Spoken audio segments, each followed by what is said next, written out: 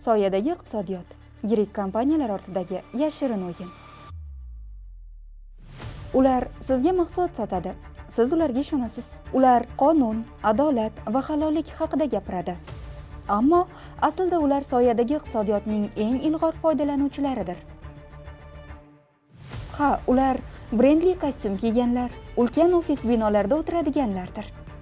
Yashirin iqtisodiyot siz o'ylagandan ancha murakkab va ancha chuqur. Biz odatda soyadagi iqtisod deyishimiz bilan ko'z oldimizga ko'chadagi ustalarni, bozordagi norasmiy ishchilarni keltiramiz. Bu stereotip. Chunki eng katta soyadagi pul aylanishi asosan yirik korporatsiyalar qo'lida. Bu kompaniyalar soliq to'lashdan qochadi, ishchilarning huquqlarini buzadi, pullarni offshor zonalarga yashiradi. Sun'iy qarzdorliklar yaratib, daromadni yo'q qiladi. Faktlarsiz gap bo'lmaydi. Keling, bir necha misollarga qaraylik.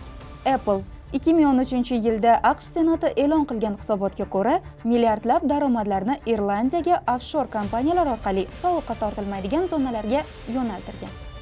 Amazon 2018-yilda 11 milliard dollar foyda ko'rdi, lekin federal darajada 0 soliq to'ladi.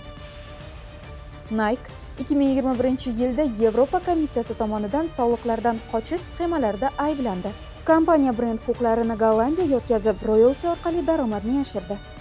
Starbucks Buyuk Britaniyada yillar davomida faoliyat yuritgan, daromad ko'rsatgan, lekin deyarli soliq to'lamagan.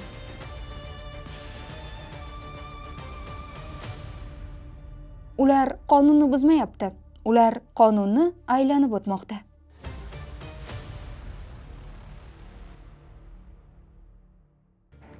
Bu kompaniyalar ishchilarga norasmiy, past maoshli ishlar taklif qiladi. Yetkazib beruvchilarni noqonuniy mehnat kuchi bilan ishlashga majbur qiladi. Pullarni noqonuniy yo'llar bilan ko'chiradi.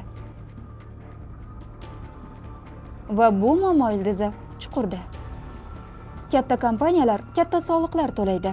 Katta soliqlar katta siyosiy ta'sir. Siyosiy ta'sir esa qonunlarni o'zgartirish imkoniyati. Ular o'zlariga mos tizim yaratadi. Yashirin tizim ichida yashirin tizim. Bugun soyadagi iqtisod endi bozordagi oddiy ustaning muammosi emas. Bu global moliyaviy aristokratiyaning strategiyasidir. Siz har safar yirik brenddan biror narsa sotib olayotganingizda shunchaki mahsulot emas, butun bir sistemani qo'llab-quvvatlayapsiz. Ya'ni tizimni.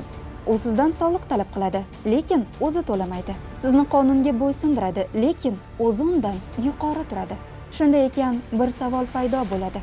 Bu barchasi haqiqatmi yoki shunchaki tasvir?